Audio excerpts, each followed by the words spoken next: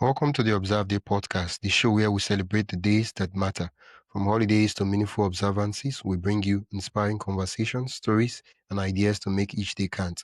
Whether it's raising awareness, learning something new, or simply sparking joy, this is your space to explore the calendar in a whole new way.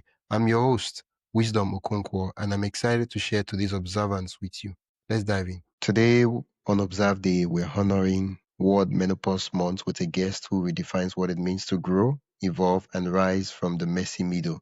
Keri Mangis is a TEDx speaker, award-winning author, and wholeness advocate who helps women navigate transformation through crisis, midlife, and every liminal space in between.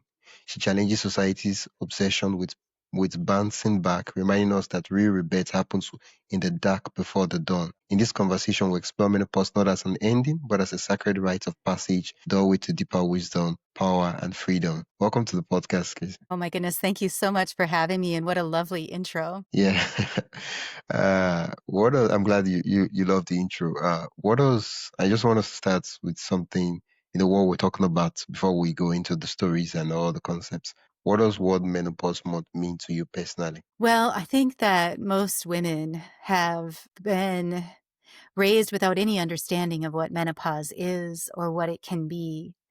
And most of us discover just through friends and through maybe some family, what this process is really all about. And we are raised to sort of dread it and to see it as an ending.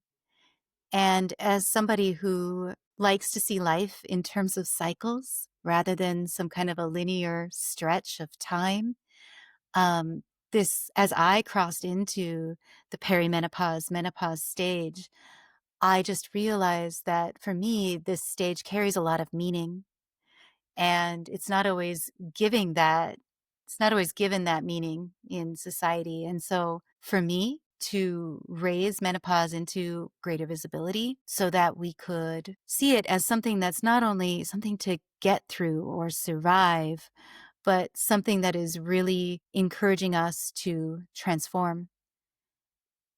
And so when I had the opportunity this summer, to share it on a bigger stage, it was, fantastic. Oh, yeah. I don't know how recent you speaking on, one of the things I read on your intro was that you're a TEDx speaker. I don't know how recent that is, but nevertheless, congratulations on that. Thank you so much. Yeah. It was quite an honor. And I don't think that they'd seen many topics on menopause before. And what's interesting is menopause is kind of showing up more. And maybe you even seen it on your feeds. Like women are starting to talk about menopause in a way that we just never have before.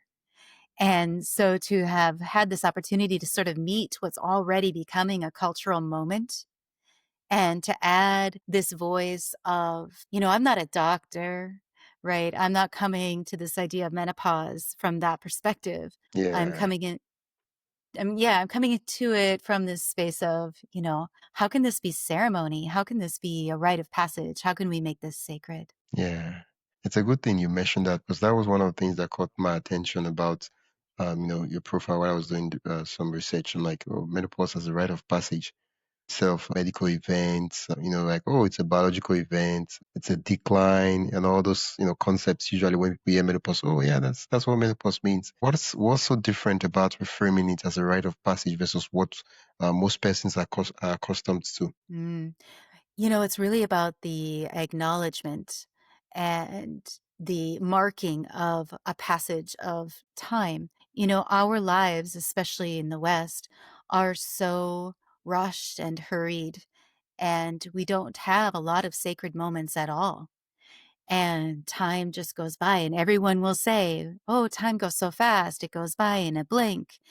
And I say, yes, but that's because we never stop to pause, and we never stop to say that this moment matters. And menopause, it's right in the name.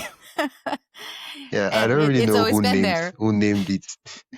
Like that person that named it, like that was genius. They're brilliant. They're really, specifically, it's about the pause of the menses, the pause of the menstrual cycle. But Yeah. I do see that as it's a pause in our lives, right? It's an opportunity to say, okay, this is who I was and this is what I built my life on. And now I'm moving into a stage of perhaps becoming an elder in a society, not just Mm. older, right? Not just older. Anyone can get older, but becoming an elder, well, that's something that requires a rite of passage. That's something that requires acknowledgement and a marking that this is a sacred moment. The rite of passage. Um, Mm.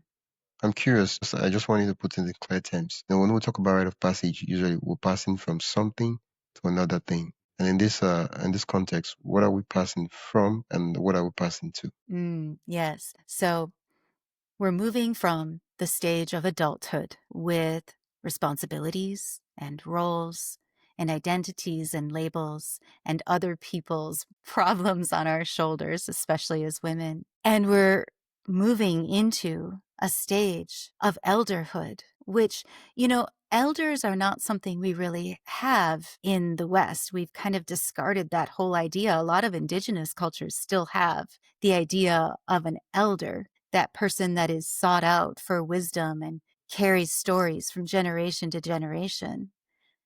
And so we do tend to have a culture of a lot of people growing older, but not really moving into this stage of elderhood where the responsibilities now transfer to the next generation and they get to come into a whole new mantle of leadership and counsel and reverence and respect based on not just their age, but based on their work transforming their pain, their frustrations, their experiences into wisdom. And so elderhood it's a passage from adulthood to elderhood, but it's not something that just happens automatically through the passing of time. It happens through the acknowledgement that this is sacred. And so when you have a whole culture of women who don't know anything about the sacredness of menopause and they just see it as something to get through or to ignore, then you have a whole culture of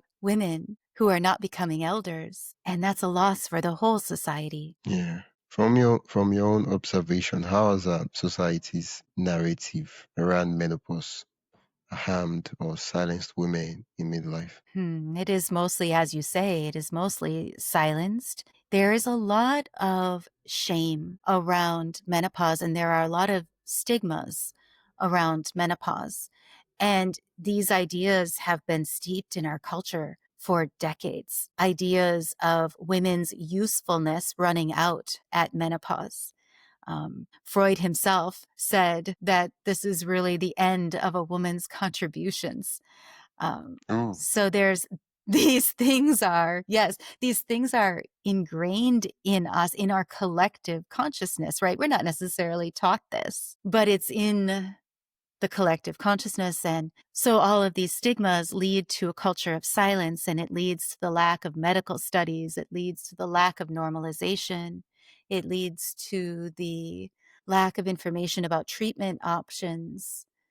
Every time I talk to my doctor, there's a new treatment option. I mean, there's so much out there, right, for the hot flashes or for the painful intercourse or whatever a woman is experiencing. yeah. And yet we don't know about it. We're not told about it. And we're all just sort of trying to work our way through it on our own. And so to bring menopause into visibility, we normalize it. And we create a culture in which now the culture scrambles to catch up and say, we want to support you. Before we dive deeper, I'd love to invite you to join the Observe Day newsletter. Every week, I send you highlights of upcoming observances, creative ways to celebrate, and behind the scenes extras from the shows. It's the perfect way to stay inspired and never miss a meaningful moment. Sign up today at observeday.com/join. That is observeday.com/join. Now, let's get back to the conversation. Yeah, yeah. Oh, in your own words, you described uh, the messy middle as a sacred ground. Can you share a personal story of how you found wisdom in your own in between season? Oh, I would love to. And this is really more of the messy middle that I went through in my adulthood, where I was so certain that I had found my calling and my path. I had become an owner of a yoga studio. And if you had met me back then, I would have told you that this is it for me, wisdom. I'm going to be here for the rest of my life, teaching and sharing and growing. And the universe had something more in store for me than that. And I'm thankful for that now. But at the time, when this business didn't work out and I was left not just without a business, but without my calling, right? Without my sense of purpose, I felt so rejected and so lost and confused and afraid. I didn't think that there could be a new chapter for me. Wow. I only wish, I only wish that someone back then could have taught me what I've learned now about the sacredness of these messy middles and could have said to me, the space you're in where it seems like you are nothing, you are closer than ever to the imaginal world, to the places of reinvention, to the beginning. You are so close to being able to create anything out of nothing.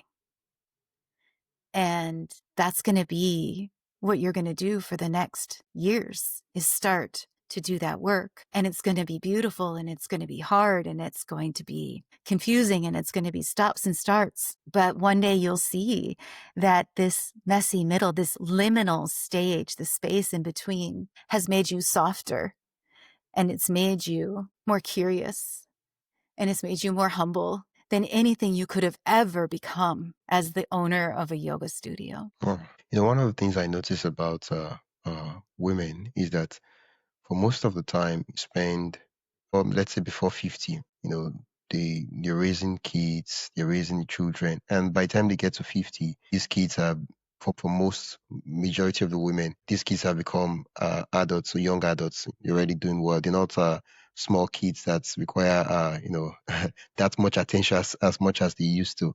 And so for it creates this essential, I don't know how to explain it, but maybe you can help me out here. Where everything you used to do has changed. Now these kids have become adults, and you're like, okay, what do I need to do? And so for most persons, it's like, okay, what's the next thing to do?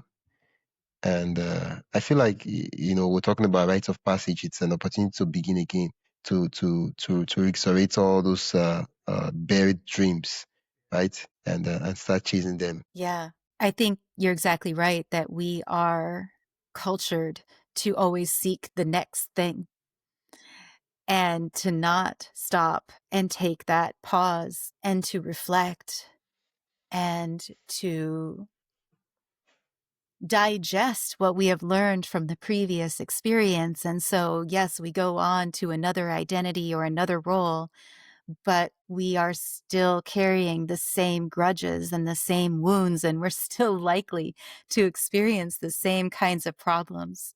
People go from relationship to relationship or job to job and find out that, why am I always dating the same person? Why am I always finding myself with the same kind of boss? Right? And it's for lack of that reflection stage in the middle. We just miss that in our culture. We miss the value of the reflection, of uh, the hindsight, really. Yeah. What were some of the fears you had to release before you could embrace the midlife transformation, rite of passage? Hmm. Mostly the fear of not being relevant. Mm. Hmm. The fear of kind of missing the boat, right? Yeah. While everybody else around me kept going and I stopped to pause. There's a Yeah. huge there's a huge fear there. And yes, but what I've learned is that our culture is, again, steeped very much in the ideas of growth, perpetual growth, continuous growth. And there are people out there that say things like, if you're not growing, you're dying. Hmm. What I've learned is that sometimes when we're not growing, what we're doing is we're deepening. We're expanding our root system. We are, I mean, just like a tree in the winter that loses all of its Yeah. leaves. It looks like it's dead, yes, but it's not. It's nourishing itself. It's coming back to its home, and we humans can do the same thing and trust in these cycles. This is what the feminine brings to the world. The feminine energy brings the knowledge of cycles, of death and rebirth, and death and rebirth over and over again. And it's something that's been very lost in a society that is so focused on linear achievement and growth and success at all costs and these kinds of ideas. And by feminine wisdom, I don't just mean women. I mean the feminine that lives within each human being that does remember Yeah. the cycles. Mm. Yeah. Now, I love these I times in love my life. I love the times that I can just deepen and rest. yeah. At the beginning of the episode, you mentioned that it was a time to pause, to reflect, to evaluate. And the thing you said with growth, I think most of the times it's important we understand what how we define these things that we're chasing, right? Oh, I want to grow. Like, what is your own definition of growth? Right? So you want to succeed. What does succeed mean to you? What does that look like to you? And the same case in this situation, you're like, oh, everybody's like, oh, you're supposed to be growing. Oh, you're supposed to be, climbing the corporate ladder and all that. And then you get to a point where you ask yourself, what do I want? What matters to me? And it's very important like that. And I'm glad that um you embrace the transformation. Yes, and it's not something that you can do just as a hobby. If you wanna transform, right? Like, I mean, Ah, a lot of people, they chase wellness or they chase self-help and they do these things, but it's a little like a hobby. If you want transformation, like real transformation, then it can't be a hobby. It has to become your lifestyle, and it has to incorporate everything that you do in the way that you treat people, in the way that you go about your daily activities, in the way that you think. And you have to be willing to question everything that you think is true and everything that you've been told and all that you've relied on that have gotten you this far. And you have to uncover all of that, like layers of falseness and facades. And you have to get back to what your core truth is, what your principles are, what your morals are, what you will stand on. I was just talking to somebody today in my local neighborhood. He's running for mayor. And they're talking about yeah, and they were talking about, I'm in Minneapolis, right? This is the yeah. city where George Floyd was murdered. And so this is a city that's already still reeling from those times. And this man is running for mayor, and we talked about how in times like this you have to have a hill to die on. You got to have something that really means something to you. Otherwise, Yeah. what's the point? Yeah. Yeah. Yeah. And And if all of we this work, yeah, it takes all of our energy. yeah. In your TEDx talk, you spoke of menopause as initiation. And for me, I'm curious, what are some rituals, symbols, things that could help normalize that perspective culturally, rather than rather than as a decline or medical event? I think it's very individual. A rite of passage or to create a ceremony around something is very simple. It doesn't require anything specific, and there's no one answer to that question. It requires to go through to create a ceremony and to have a rite of passage, it requires four things. Number one, it requires an acknowledgement, right? Acknowledgement. This is menopause. Now, what is menopause? Let me just say for a moment. Menopause is medically defined as the day where a woman hasn't had a period for one full year. So technically, and not everybody knows this, but technically menopause is only one day. So menopause, scientifically speaking, is that one day where a woman hasn't had a period for one full year. So Wow. there's actually, yes, an actual day. And so a ceremony involves acknowledging that. And so what I pitched in my TED Talk was that we declare a pause day, which is for every woman, it would be different. versus, kind of our national menopause day, right? But for every woman, their pause day would be different. It'd be like their own birth into elderhood day. And with that acknowledgement, then they Yeah. can create some ceremony around that. And to do that, you need a place. And it doesn't have to be, a sacred place. It can be your bathroom. It can be anywhere. But then you would do what you were kind of suggesting is bring in some items that to you represent your journey thus far, perhaps as an adult, perhaps as something that you want to represent your journey into the next stage. And then a ceremony just needs some words or some actions that have meaning, that express maybe the kind of person you want to be on the other side of this threshold. And then there's some kind of a closing, some kind of gratitude or prayer that seals that energy in.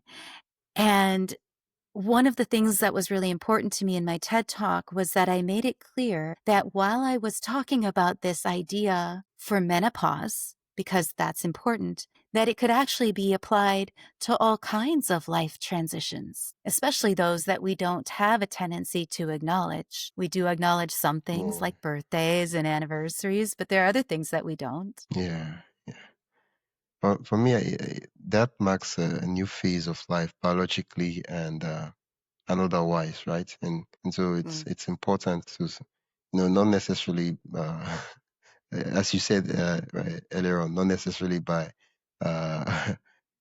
parties or any of those things, but it's just important to pause, as the name says, Yeah. menopause, to pause, because we're always moving Yes. fast. Um, Yes. Over the course of this conversation, there's a part I want us I want you to spotlight on, and that is, for women who feel lost in midlife. They're no longer who they were. Things have changed. I like the way you describe the stuck in the middle. They're no longer who they were, but Mhm. not yet who they are becoming. Yes. It's like when you make a transfer, the transfer it's not in your bank account, and yet it's not in the bank account you transfer the money to. It's like Yes. it's there.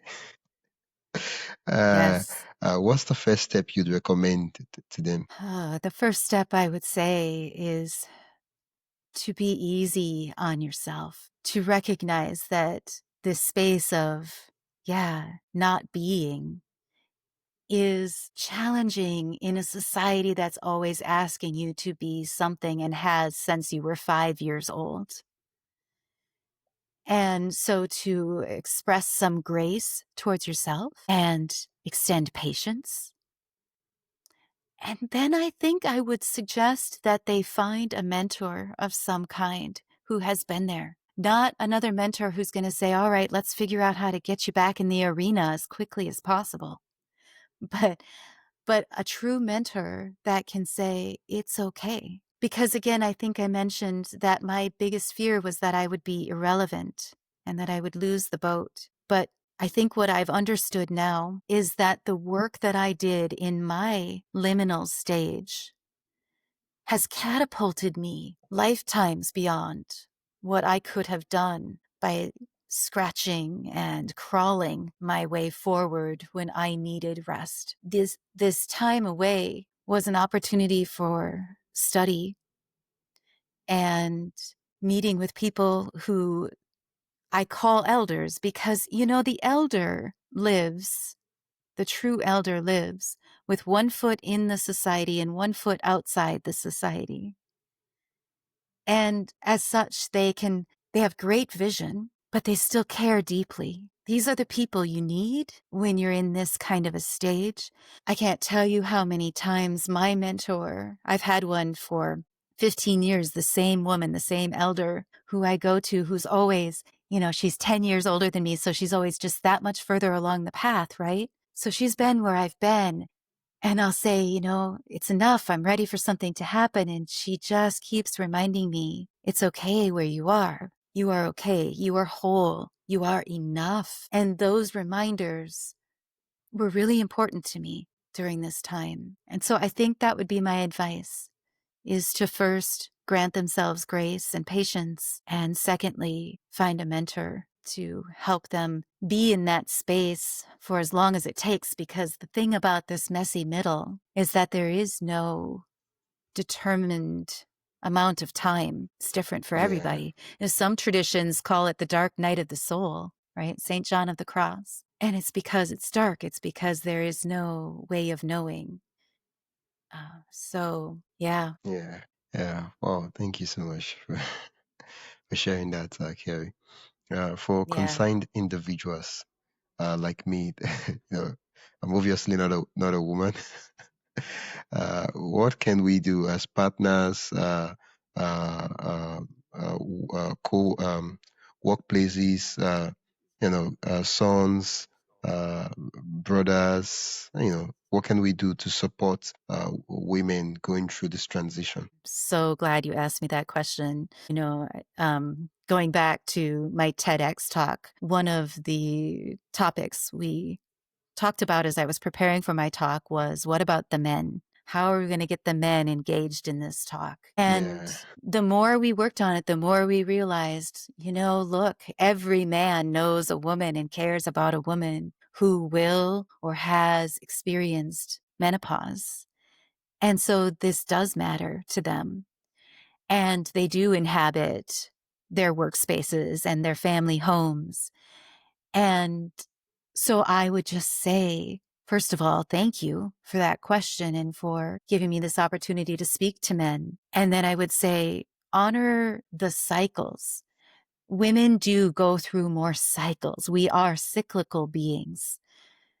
And so we do need the pauses and then the new reinventions. We need these regularly in life. And I would argue that men do as well, because this is what the earth does and what the earth teaches all of us, right? And so to make space for that and to make allowance for that and allow for there to be days that are quiet and dedicated to study and meditation and relaxation, and days where she's loud and crazy and off her rocker and just needing to express a few things, and just being that space that can hold her through all of it. that It's a space big that can calling. hold her. Yeah, it is. It is. It is. I mean, I'm trying to do what I can with this Well, episode, and thank you for accepting my invitation to be on the episode. Because, yeah, and hopefully this gets in front of someone going through their own messy middle, and it gives them hope. It gives them that this is an opportunity. Not everyone lives up to that point yet to go through the messy middle. Death happens, and yes. And I do yeah. Oh, hope thank you so that much, Gary. Yeah. Thank you. Thank you so much. And I do Yeah. hope that this conversation reaches people in all kinds of transitions. Yeah, yeah, yeah, yeah, yeah, but specifically those going through the menopause. Yeah. Yes. Well, I did prepare a lightning round. You ready? Yes, I am. What's a word that perfectly captures menopause for you right now? Hot. No comments. Something you wish every woman knew before turning 40. That it's okay to fall apart. Okay. What's the most surprising gift of getting older? Not giving a rat's you know what. A whole lot of things. Yeah. Yeah. Thank you for keeping it family friendly. Sure. What's a book, movie, or song that helped you feel seen during midlife, To be during the honest, transition? Yeah. and it's really popular right now, so this might seem, but I cannot watch Wicked without bawling my eyes out. That book, and I don't even know if it's about the messy middle specifically, but it is about a transition into her full power and what she has to leave behind in order Mm, for that to happen. wow. Yeah, Wow. Oh, yeah. Now I have a different perspective to looking at the movie. I should there go you watch the go. movie. Maybe I'll find Mm, myself in it too.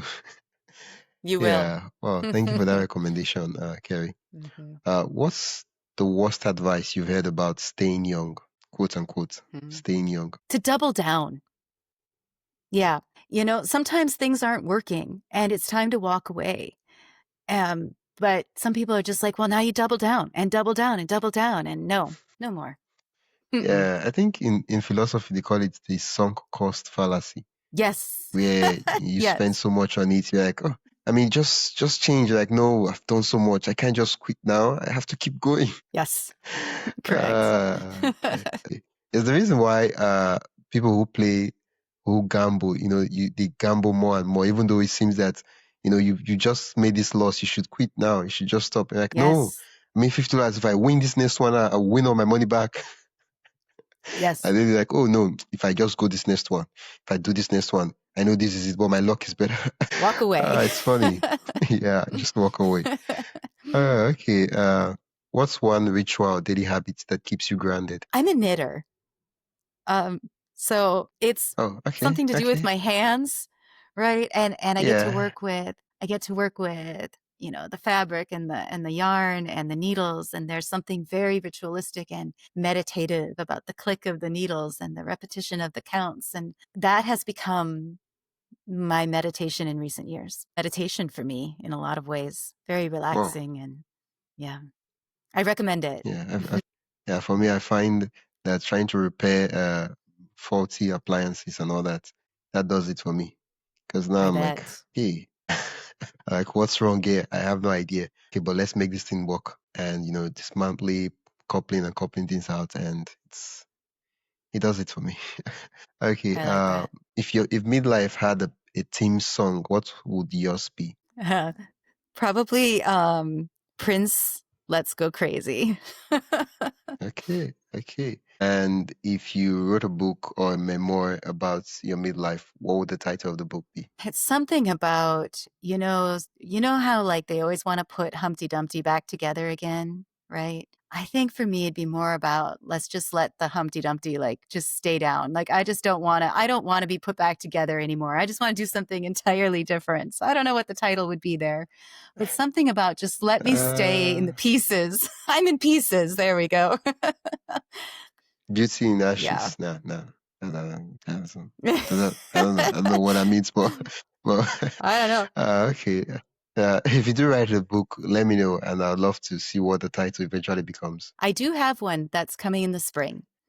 Not about menopause, but it is Okay, about okay. transformation. What's it about? hmm It's Okay, called The what's Essential the title? Ingredient. It's called The Essential Ingredient Remaking Ourselves in Times of Crisis. Oh, just hearing the word ingredient makes me hungry. Mm. Yeah. Yeah, wow, the essential ingredients. Wow. Yeah, wow. That's centered on the what we're chatting. Even though we're talking about menopause, we're not talking about menopause as the medical event. We're talking about menopause as a life transition, and it's about life and all that. And yeah, wow. Let me know once the book goes. When will the book be live? Probably spring, but I don't have an exact date yet. When exactly is spring? I'm so sorry. I'm calling from Nigeria. When is spring? March. Oh, March. okay, okay, Yeah. okay, okay. Nevertheless, I'll just um, you can hit me up then, and because the I reason I will. was asking is I wanted to know if I would say something as though the book is about to be launched, but I just realized that now to March, this episode will release in October, so now to March is a very long time. So Yes. yeah, Yes. We'll talk yeah, again. I'd like that. okay, yeah. I'm curious, what are you most excited to create or explore in this next season of life? Hmm.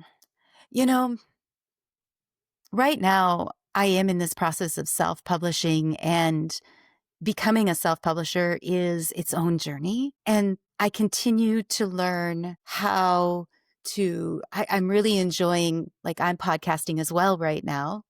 Yeah, And awaken your I'm power. cre yes, and I'm creating, I'm creating small little reels and creative ways of sharing my work. And I've never considered myself really a visual artist, but I'm learning how to work with color better and how to put together something that looks really nice. And that's kind of new for me. And to trust myself that if I Oh, think something looks good, it is, yeah, yeah. Wow, thank you so much. I'd love to have a chat about these and more. Uh, in my other podcast. It's called My Podcast Story. We are interview podcast host, and so we can really get in depth on that. But uh, you've Yeah. talked about your book, your forthcoming book, The Essential Ingredient, and you've also written other books prior to this conversation. Where can listeners learn more about what you're working on and also connect with you? So the best way is right through my website, and that's www.kerimangis.com. And from there, they can access basically all my work, articles, books, podcasts, all of my live events, and so forth. Yeah, well, thank you so much, Keri. It's been an absolute light chatting with you, and I really got to learn a ton. I thought I knew, but I was like, nah, this is a whole different thing entirely. And so at some point in time, I was asking myself, are we sure we're chatting about menopause or we're saying something else? Because even then, I was like, at first, my fear was like, I was like, chatting about menopause. What am I going to say? I'm like, just let your curiosity lead you. It seems like it led us to to the place. Thank you so Yes. much, Kerry. I'll Thank you put for all the having links you me on. mentioned in the description, and Yes. so listeners can click and go directly to your site. Thank you. It was a pleasure. Thank you so much. That's it for today's episode of the Observe Day podcast. Thank you for spending your time with us as we explore today's observance. If you enjoyed this episode, be sure to subscribe wherever you listen to podcasts and share it with a friend who'd love to celebrate life special days too. Don't forget to join the newsletter at observeday.com/join for more observance stories, tips, and updates. Until next time, keep finding meaning in every day.